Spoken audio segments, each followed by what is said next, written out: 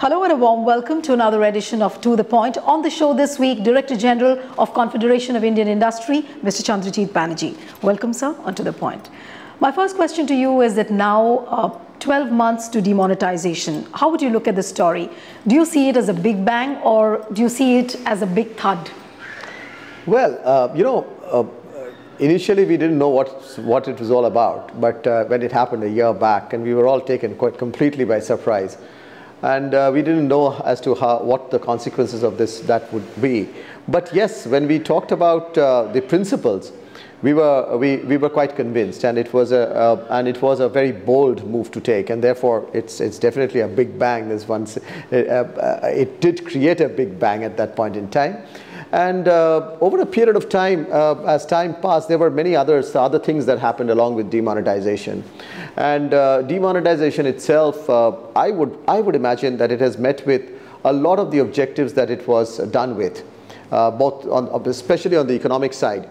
And if I focus really on the economic side, one sees that the entire objective of moving towards lesser corrupt, or a more transparent society in terms of business transactions, etc., is a big objective and achievement. But if you look at the narrative which has been built over the last 1 year, there are not many positives to look forward to. Like, people have been saying that there was no black money, and a lot of negatives were highlighted, especially, and if you look at the opposition, the way it spoke.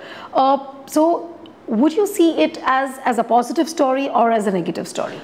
I think we need to see a big positive story, a positive side of the story. And the positive side of the story is that, yes, we have been able to achieve some specific objectives. I spoke about corruption. I mean, if you see the entire money, and lots of the money which has come back, the black money has come back. So we are putting that into, once again, into proper circulation, in the sense is the amount of parallel economy, if you see, would definitely get reduced because we are being able to address the black money which was unaccounted for at that point in time, which has come back to the bank. But if you look at the opposition opinionati, the way they have been saying, the demonetization has been the biggest failure because all the cash has returned into the system. The objective was to get as much cash back, and to get cash back. Today, the banks are flushed with funds. The banks have got that money back, and I think what perhaps is being said is whether whose black money it was. So which that's another story, and I think there would be that needs to be addressed in a different way. And let's not get into that. But as far as the black money coming back into the system, etc., I think it has met with the objective to see that the cash really came back, and getting the cash back was important. Of course, cash is king, but cash is just 1% of the black component if you talk about the black economy. How does the government address other issues of bringing back the unaccounted wealth? Because that is also one of the agendas which has been whipped up by the opposition. I think there are many other reforms, many other changes, many other ways the things are being addressed. So to see, one of the things that demonetization has been trying to do, if you see it in objective, is to move towards a less cash economy. And slowly reduce the dependence on cash, and also to move into a digital sort of an economy. That brings in transparency, that brings in accountability itself, that makes the economy much cleaner. And when you are moving to a digital economy, the efficiency, of course, comes in.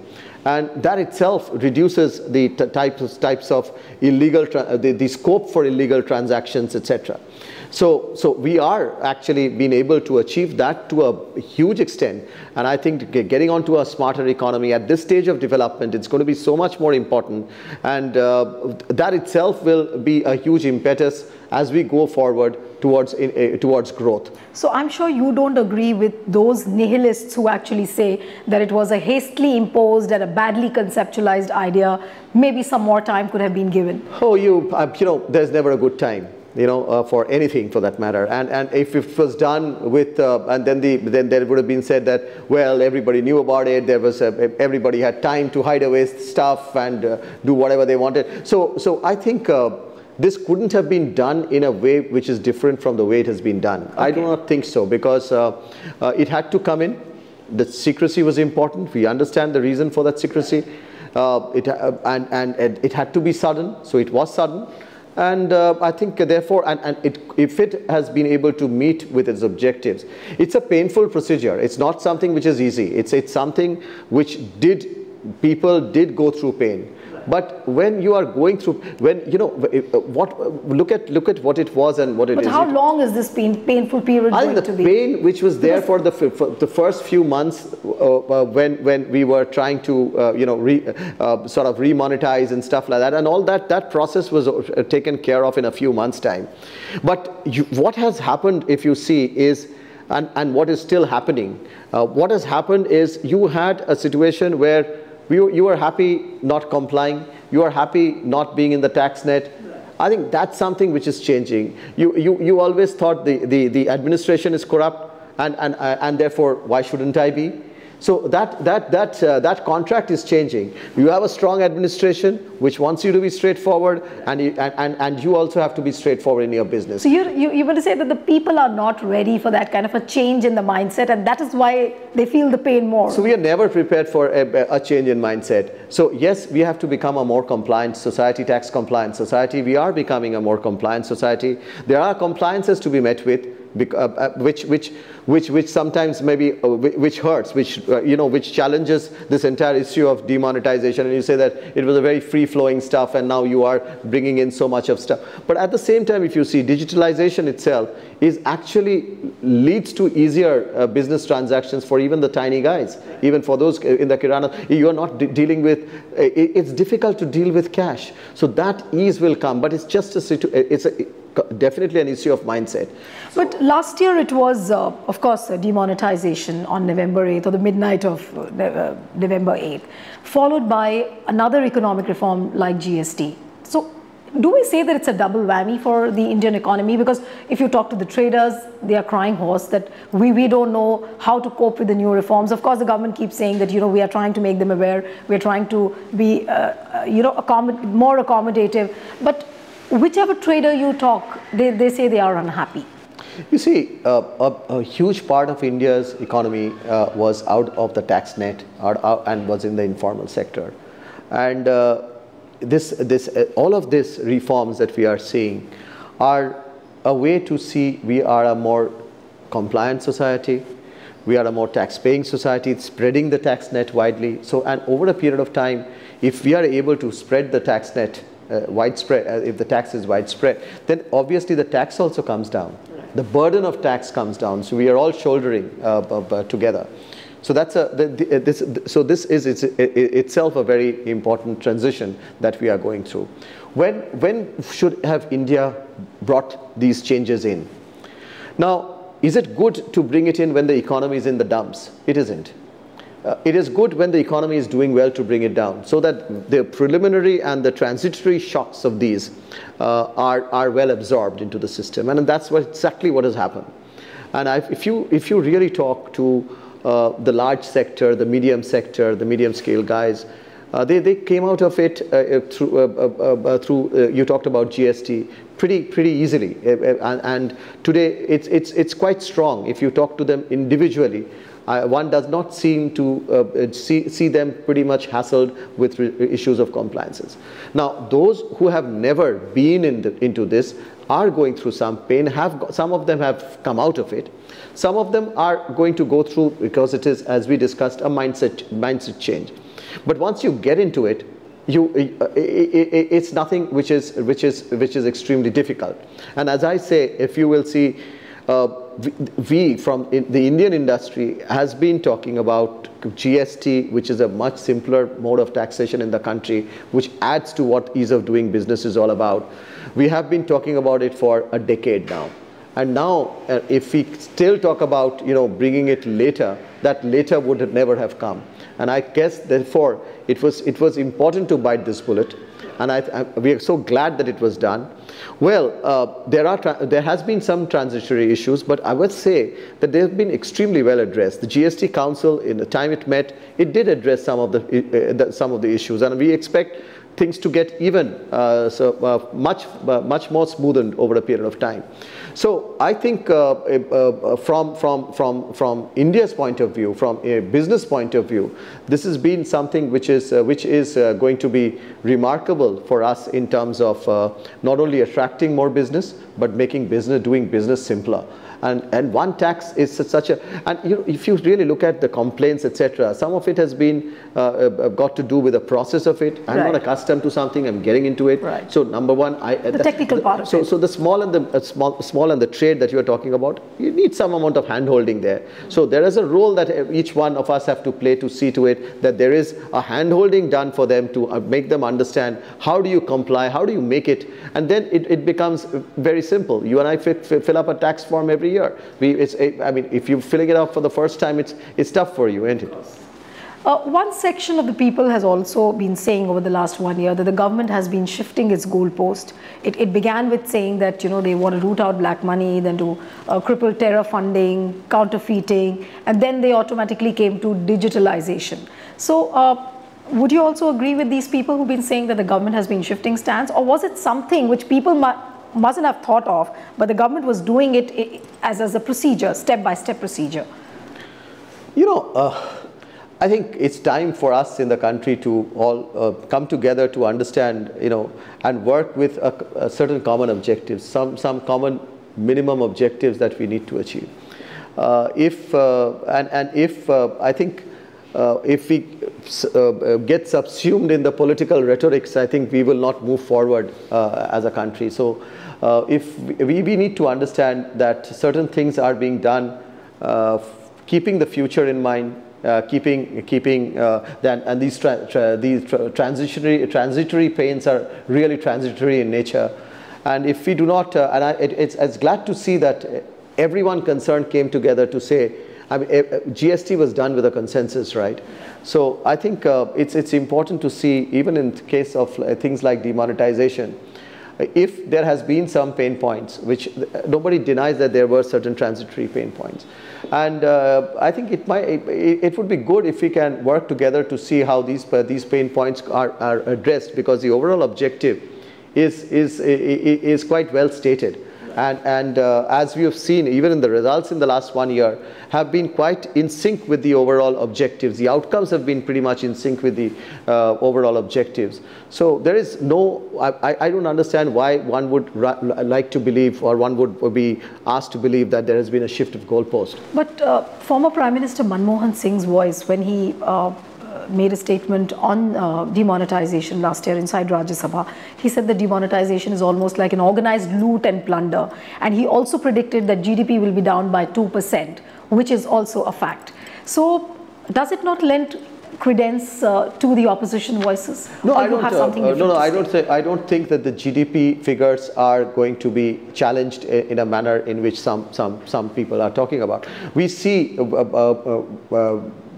In our surveys, in terms of our understanding with the Indian industry, we do see strong signs of investments, and the IIP figures, etc. And also we also look at, if you go forward, the year would not end with something around 7% GDP growth. So to say that we would be, in fact, I see GST adding. Once we, the fruits and the benefits of GST adding to the GDP growth rate by easily a percentage point, and as we go along, much more than that, all of this will actually add to the GDP rather than having a sort of a southward sort of a pull towards. So by the end of this financial year, what is the kind of GDP figure you are looking at? So I don't see that we will be anything lower. I mean, we should be something around 7%. That's what we have been talking about. Even with all of the reforms, and all these reforms have had its transitory sort of impacts, but I don't think these transitory impact, as I said, have been done with, have been dealt with pretty well. And I think we are pretty much poised to see that upswing in both investment. The government has done its job of really putting in the public spending much ahead and strongly. We are seeing the type of spending that one is seeing on infrastructure. The private sector investments will really come in because of that huge public spending that one has seen. And I would imagine with all that the effort that has been put in terms of ease of doing business, and all of this is, by the way, ease of doing business. GST is the biggest ease of doing business, one would say, what one would imagine. So when India jumps 30 points according to the World Bank report on the ease of doing business index, so you say that demonetization and GST have been the biggest contributors towards this? So GST's contribution you will see next time around when it comes. So the real contribution of GST in ease of doing business will really come next time when we see many more, the rank moving much more favorably towards India. And I'm sure the demonetization effect would have been counted. It's a year-old phenomenon, and this report has also just come out. So I don't think all of there are many more reforms which have actually been done. If you really look at the banking and the insolvency code, say for instance, it's a new thing which has come in. There are many other things around the RERA, say for instance. So everything does not have to be really big bang. So, but sum and substance of it is much more than a big bang in terms of. Did media get the story wrong? Like the negatives have been highlighted, but other reforms, for example, RERA, then the insolvency bill, much has been written on it, but it doesn't go along with the demonetization story. Somehow there's a feeling that some good news is not news enough, probably. There are, when we talk about big reforms, very bold ones, GST was a big, bold stuff to have been done. And even demonetization required boldness, and it was done. So when we're seeing such big stuff, we got very focused on it, and even we probably went around thinking as to what could be the negative of it too much, and missed out many good stories that have happened in India. And we talked about many other reforms which came in, which helped India actually become much an easier place to do business with. Many other types of, new types of businesses which have come in. The startup story in India, so to say. The story which is creating a lot more entrepreneurs in India. The entire story which revolves around how we are becoming competitive, innovation, say for instance. There are lots of good Indian stories in the last 3 months, and the ecosystem which has been built around to facilitate such stuff to come in, that has unfortunately not got well highlighted. So I would think that there is a very important role for the media to play here to capture the good story. Can also be great stories, these can be, and this can get multiplied so many times if it's well highlighted and well understood. And I think for the people of India, it's very important to understand how much of changes has been brought in, which is actually facilitating not only business but generally people at large. So of course, like economic reforms do take time to roll out, and for media as well, there's a lot to look forward to. But when you read headlines, when you open a newspaper and you read headlines that agencies like Center for Monitoring Indian Economy, they've come out with despondent figures like 1.5 million jobs which have been lost. So do you see this as a fallout of demonetization? Because that's the period they have stated, from January 2016 to April 2017. That's a figure they have taken, that about 1.5 jobs have been lost. So isn't that a very discouraging figure? No, again, this entire issue of jobs is, there is no data on jobs in the country at this point in time, which is quite on which one can rely on. I mean, we need to have a proper system and data available on jobs. That's a very important point, and we need to move towards that. Okay. And there is a move already from the government which will perhaps let us have better job data in the future. But when you say better job data, does that mean that we are going to adopt new benchmarks and new parameters on which this data is going to be collected, or the frequency of the data which is going to be arrived at, that will increase? How do you look at the holistic picture? First of all, let me answer your point on, say, CMIE, say for instance. the entire CMI data itself, if you see the job cycle, to say there are seasonalities in jobs, right? And if you see the CMI data, which we are talking, there has been a decline, and that too quite a sharp decline on unemployment. Sharp decline on unemployment, and today also it's much lower than the peak rate of unemployment. And if you see the upturn in unemployment, which one is highlighting, is not highlighting the full story, by the way, is and that part is also seasonal, other seasonal troughs. So if you take the thing into a 1 year whole, that would give the right picture. And I don't think the right picture is therefore the whole picture is being well analyzed and being talked about in the media, even in the media. So are you hinting at the fact that there could be many other sectors, maybe in the informal sector, whose figures have also not been corroborated with the figure which has been arrived at? So what's happening on the jobs front, I'll tell you what, there are different types of, I mean, it's not just jobs. I would like to rather look at it as entire thing of a livelihood. Right. And today the way jobs, it's all about livelihood. You can sit at home, and it's not the normal job that you used to do. I mean, what one is what's known for as jobs, really. So you can sit at home, and there are many methods of you to earn. And that's not really jobs like the way it was understood earlier. So we have different ways where a person can actually get livelihood, and therefore, many of them are like their own entrepreneurs. Because of the internet revolution, you have a whole lot of different streams of income which can accrue to a person because of so that these are not really accounted for in a job data that we see. But another benchmark for the number of jobs is the placement offers. Now, the one figure which we have got from the Skill Ministry is that about 30 lakh people were trained in the last 1 year, out of which just about 2.9 lakh people got placement offers. I mean, how do you quantify this? It's exactly the point that I was saying earlier, because it's not just the formal jobs that that one is. Today, there are different types of employment opportunities that a person has. It's just not the formal job. But if you will visit some of the model career centers, and we do operate some of the model career centers, and I've been recently to one which operates out of Gurgaon and the one which operates out of Madras, Chennai. If you look at the numbers over there that get absorbed, are pretty encouraging. These are much large number of people who are getting absorbed. But again, I would like to repeat that we need to understand, there are a lot of jobs or rather livelihood creation which is taking place, which is not getting captured in the job data that we deliberate on.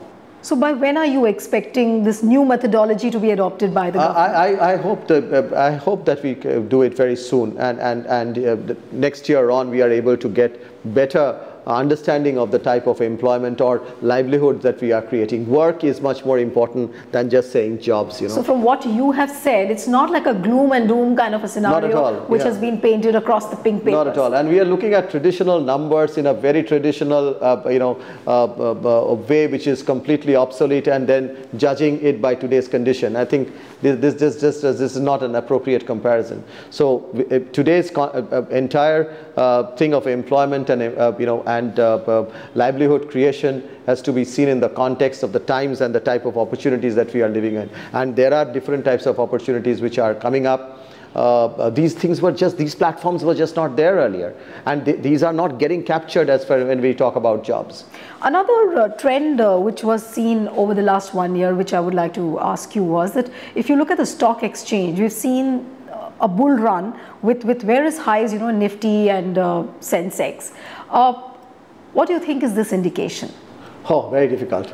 So very, very difficult. That's something which is beyond me to predict as to what happens in the stock market. And you say something, it comes down. No, but does it indicate something that you see the green shoots despite of whatever the trend has been? No, I mean, talking about green shoots, etc. As I said, I've talked to a large number of people across sectors, be it the FMCG sector, the automobile sector, the capital goods sector, and I have asked each one of them, many of them rather, that how affected you are. Are you negatively affected because of the types of reforms and changes that you've seen? And how's your company or how's your sector doing?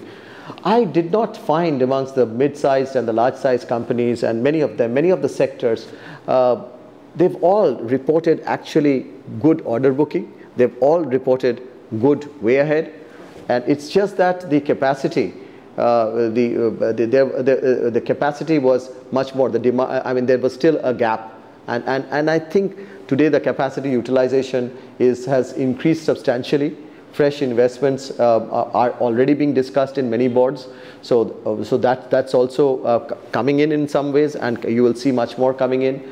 As I said, there is a huge change which is taking place, a change of streamlining, formalization of the informal sector, and all of that. So these changes mean that there is a lot which is happening, and along with that, and if the large and the small, if the large and the medium, and the larger of the smaller all, which I've talked to a large number of them, are seeing this type of growth, where will they source from? They will source from the small. Right. They will source from the tiny, and and this is a complete chain. So they will get pulled up.